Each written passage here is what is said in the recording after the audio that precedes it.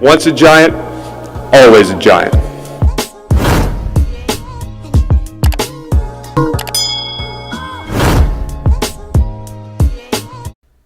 Welcome back to All Things Giants. You know what we do here. Today we're going to be talking about the ideal offseason for the Giants. You know, we got the Giants background. The reason I chose this topic was because a lot of people seem to have a difference of opinion when it comes to what they want to see next year, what they want us to bring in. So I thought I'd go out and give my opinion.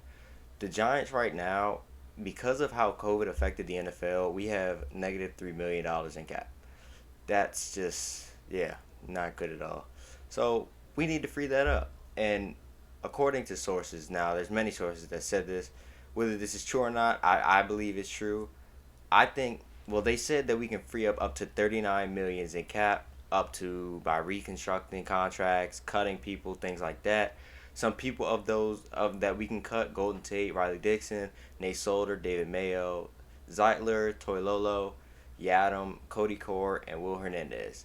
Now, in my opinion, Will Hernandez he was underused during this season, and it was mainly because of how Joe Judge and Jason Garrett worked. I'm gonna go as far as just mainly Jason Garrett, because as some people believe it may be a character issue with Hernandez, and I don't. I might not disagree, because watching Giants games, he is the one player that I can consistently say is the one that is, I mean, it's nothing bad about it, but he's the one I always see getting into the fights and the skirmishes, and I love the attitude, especially for O lineman.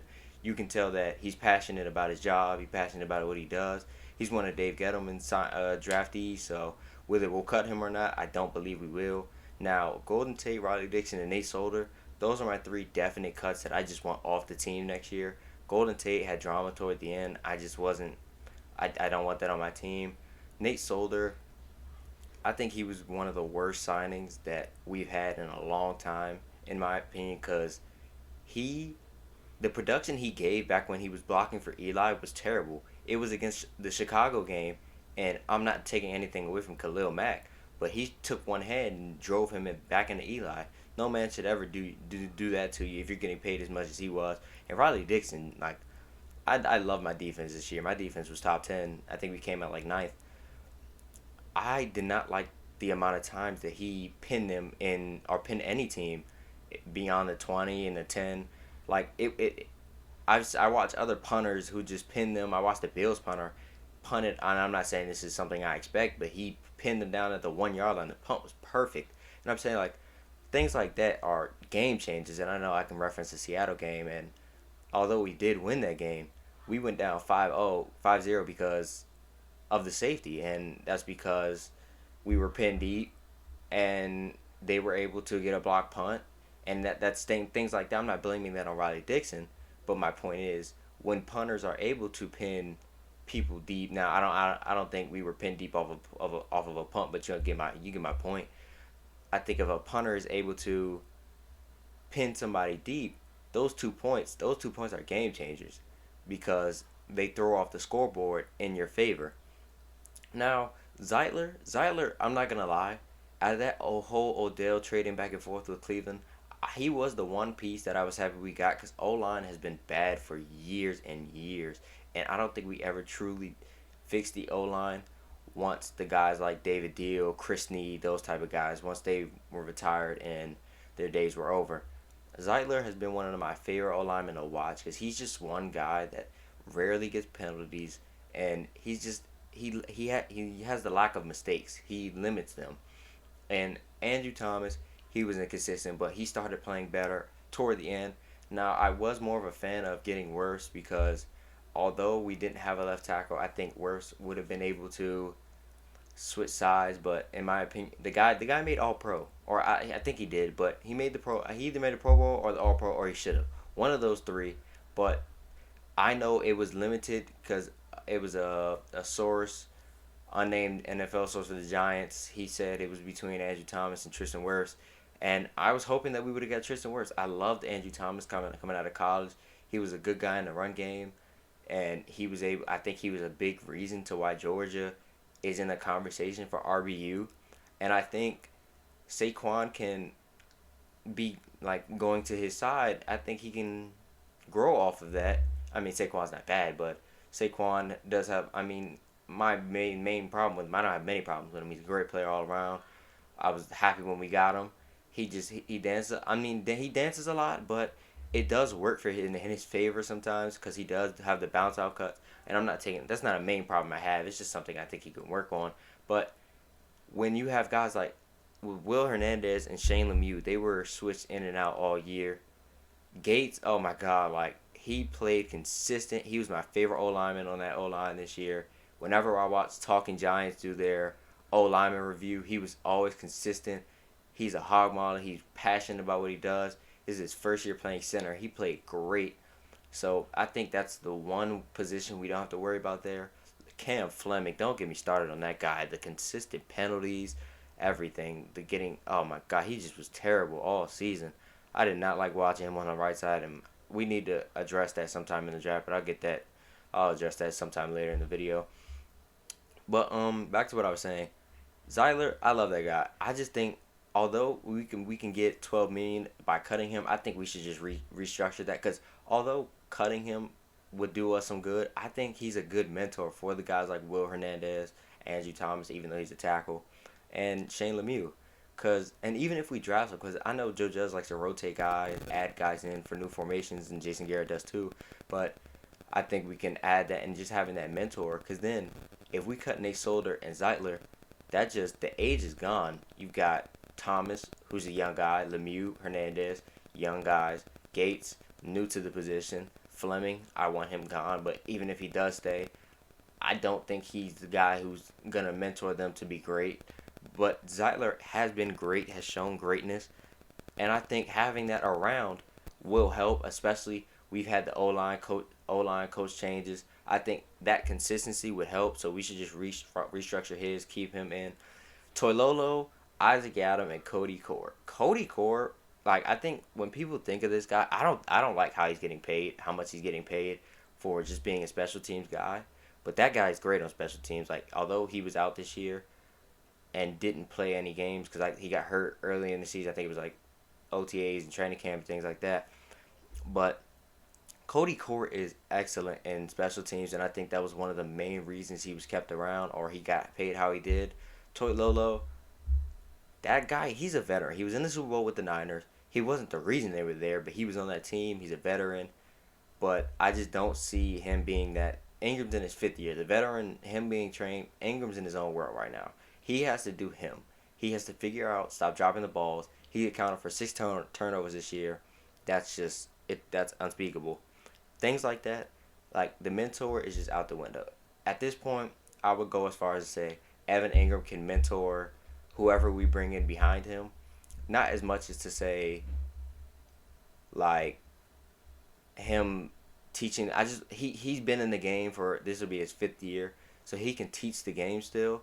And I was a fan of this before this season, going back as far as back when Caden Smith was first starting to begin things, back when Evan Ingram was hurt last year in the Redskins game, and even before, a couple games before that. But his ability, like he was able to catch the ball, he would pick up yards after the catch. It wouldn't be no breakaways, but it'd still be like a first down or good enough gain on first or second down to make it manageable on second and third. And out of a tight end, like the 49ers and the Raiders and the Chiefs, they're lucky. They got Waller, they got Greg Kittle, they got Kelsey. Like those guys are a drop from God. You have a guy like that on your offense, and your offense is just top tier. But my point is, it's rare to get a guy like that. I still think Evan Ingram, I'm not going to say he can be that, but he has the potential to be that. If he can fix the drops, although he's not going to be the run game, like I think a part of his game that's very underrated is his run game blocking.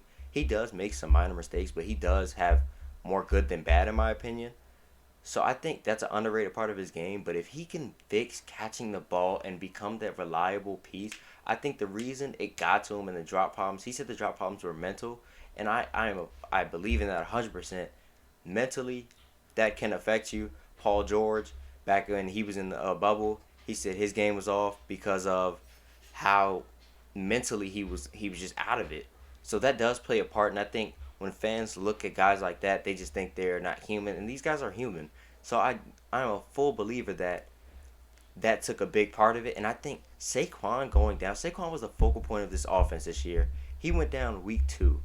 That put 14 weeks of football on Evan Ingram's back because there was no other guy really on that squad that could take that besides him. He was the guy that we looked to. I mean Sterling Shepard, but he was in and out. And Daniel Jones is only his second year, so I think Toilolo in my opinion, he can go. Cody Core, I think we should restructure his contract, keep him around. He's a great special teams guy. Yadam. Now he's not gonna play nickel. Darnay Holmes, beast. He was great in nickel. He did draw on some flags this year, but he was a rookie. I understand he can grow. Yadam, I don't have a problem keeping him around. I'm not a fan of his. He gets baked a lot in my opinion. He's a big reason. Like it was one time. What game was that? It was a Baltimore game. It was when he just sat there. He didn't move. And Marquise Brown ran behind him. He was confused. I get that. But if you're going to be... Bradbury had, in my opinion, an all-pro season. I think he should have made it. He made the Pro Bowl. So I think that gives a sense of... just a sense of understanding that we have our cornerback one. And allowing a guy like that to just bring down a whole side of an offense was like, it was between him and Ryan Lewis. He got the job from Ryan Lewis very early on, but I still believe that he's a guy that either we should cut or just restructure his contract and have him lower.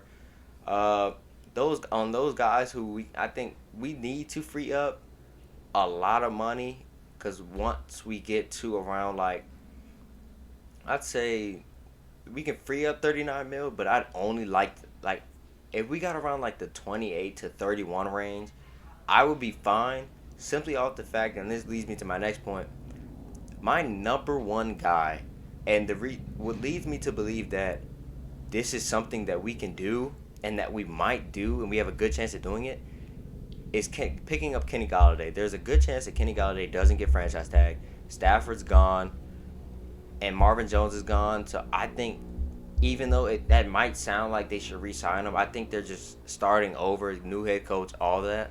So I think if he hits free agency, since 2019, he's fourth in consistent catch percentage via PFF, and I think having a guy like that, my number one thing for wide receivers is route running. He has that. He has a big route tree, and he can go up and get it. That's a 50-50 ball type of guy. His game reminds me a lot of Hakeem Nicks. Hakeem Nicks was that bigger guy, bigger receiver, and it was a game against the Packers in the playoffs. He caught the ball on a crossing route, bounced off the hit, turns around, and he's like, "Wait, hold on, nobody's here." Like when wide receivers go across the middle, they get hit, and that's what he was expecting. He was expecting to get hit, and he didn't, and he took it to the house. That's something Kenny Golladay can do. I think freeing up that cap, our number one priority. Gettleman's gone if he doesn't bring in any weapons for Daniel Jones. 100%. If we go another bad season and it's proven that Daniel Jones is not the guy and he didn't get him any weapons, I'm a firm believer that the next GM won't start with Jones and we won't continue with him. We'll get a new quarterback and we'll bring him in weapons because we learn from our lessons. And if Gettleman understands that his job is gonna be a little bit more safer if he brings in the weapons. If he I'm the guy. If you ask who do you want the Giants to get at 11, I will say Waddle, 100%. Waddle's I think Waddle has the potential to be better than Smith and Chase. If you look at when Waddle was playing with Devontae Smith, Waddle outgained him in yards. I'm a firm believer that I take nothing away from Devontae Smith, but in my opinion, he only beats it out because there was nobody else on that Alabama receiving core that threatened his yards, and I think Mac Jones relied on him so much that it helped him and it helped his draft stock. And I think when Waddle was there, he had to get Waddle the ball too, and Waddle outgained him. I think Waddle can be the better of the three, like Chase, Smith, and Waddle. So if you can bring in Kenny Galladay, draft Waddle, that's two receiver weapons. Slayton, I love him, great receiver. No, I'm not gonna say great, but good receiver. He was a fifth round steal for us, and I think he will be a good wide receiver. I think Sterling Shepard is a slot receiver, and if we can have Waddle, Galladay, that'll have that, like Daniel Jones will have Evan Ingram, Saquon, Galladay, Waddle, and Sterling Shepard. Like, if the offensive line can hold a little bit, Daniel Jones has no excuse. He has no excuse not to be good. Now, we're going to jump on the opposite side of the ball. We're going to go to defense. Defense. Defense win championship. You go back to when the Giants won the two Super Bowls, as you can see right above me. You see the Giants Super Bowls. 2011 and 2007. Our D-line was, like, the guys on that D-line, it was ridiculous. You look at the Redskins D-line, that's straight first rounders, and you see why their defense jumped from almost worst, almost last in the league, to now they're like top 5, top 3. It's because of the pass rush. Pass rush is such a big thing. You build from in and out. I think you go like the O-line, D-line. And I think once we can get like our D tackles, Williams, Dexter Lawrence, Tomlinson, they took as a combined D tackle group. They led the league in sacks from D tackles, and that is a big part. But a lot of those sacks were covered sacks, and that's what you expect when you have D tackles getting sacks like they did, and it was a lot of covered sacks. But you look at a guy like Hassan Reddick. He had 5 sacks against Andrew Thomas. He is an edge threat. Jadeveon Clowney didn't have a sack this year. I'm a firm believer that a big reason why Clowney didn't get any sacks was because his injury was lingering, and I think it did start, and he tried to hide it. But he does make run stops, and he still is a threat in the passing game. I remember when the Niners were on their Super Bowl run, I was watching the game. He is a menace to society once he's healthy. He was in the backfield every play, but he is really inconsistent with his health. So that's why I'm a little bit saying farther away from him. But there's been guys who've had great senior days, and I've heard a lot about recently over the course of this senior week was Quincy Roche and Julian Phillips. 2 guys who are great outside, and another guy I want to mention is Osei from Texas, another great edge threat. 3 guys I think we need to target in the second round. If we can get a dominant edge threat, bring back Leonard Williams. Tomlinson, I love him. He was a steal for us. If we let him walk, I won't be too mad. But I think Dexter Lawrence will be able to step up even more. But if we can bring some guys off the edge, sign a guy in free agency, draft a guy like in the second round like Phillips, Roche, Clowney maybe, Yannick Ngakoue, he's available. Guys like that, if we can bring them in, and then you still, like, you can't forget about Lamento Carter, who had a dominant, I remember the Giants were going at it preseason, he had a dominant game against, I think it was like Andrew Thomas, against our whole O-line. He had big hope, and then he got hurt. You got O'Shane Zimenez. You've got guys who can sub in, and a big part of a great D-line is depth. When you have guys you can sub in, throw in like that, it's obvious that their energy is better and they're faster to come to the quarterback when they have guys who can sub in and out. And then, like I mentioned, coverage sacks, and our coverage was great, and that was a big part of Peppers having his career year, Bradbury having his career year, and guys like Tate Crowder stepped in. Blake Martinez impressed me with his zone coverage. That was a big question mark going into the season with him. And then you had, between McKinney toward the end of the season, you had Julian Love. You had the switch of safeties. And I'm starting to like our secondary. I love our secondary. NYPD for life. But I think that cornerback 2 spot it was clear that we needed it. Very clear. Now, we need to address that. I think free agency would be more is what I would lean to as to where I would want to sign a guy, because you got to think about it. we're not going unless Sertan or Farley falls to us, which it is a good chance. But if Waddle's there, he's my number one guy. But if all receivers are off the board, my next thing is you go cornerback. Farley and Sertan, it's a good chance. I doubt both of them fall past Dallas because I feel like Denver and Dallas will probably take the two top corners if they fall to them. But if there is a chance that we can grab a cornerback too and Waddle's gone, you do it 100%. That was a glaring problem with our defense this year that we need to fix. That would be, I think, in my opinion, if we were able to bring in an edge to, and it's easier said than done, but if we were able to do those things like bring in an edge rusher to help out our D tackles, get a cornerback too, we'll have a healthy McKinney, Bradbury, Peppers, cornerback too. That'll be a solid. That defense in my mind will be top 7 easily. If they went from top 9, they'll easily go from top 7. You see the defense right next to me. I think this defense right here, once they get another year under Patrick Graham, don't get me started about that guy. Rated PG for life, man. I'm so glad the Jets didn't take him. Or when he interviewed, he just shut all that down. He's a great defensive coordinator. I love him. The bond him and Joe Judge got is ridiculous. I love that type of bond between my coaches. And then I'm going to hit on my last point right here. And this is a point I'm probably going to be argued about. But I don't think we bring back Gallman or Morris. Gallman played great in the time that he was here for us this year when he took over that main lead back role when Saquon went down. But in my opinion, him and Alfred Morris is old. And Gallman, although he's young, you just never pay a running back. And unless we pay him a below average deal, I don't want to be paying him all that much when we easily can draft a guy in the 4th round to 7th round. Like you look at guys like Alvin Kamara who were drafted later rounds. If we can, I'm not saying there's a guy like that in this year's draft. Who knows? We won't know until years to come. But if we can draft a guy in the 4th round and he can give that, it doesn't even, like, a guy I'm very high on is Trey Sermon.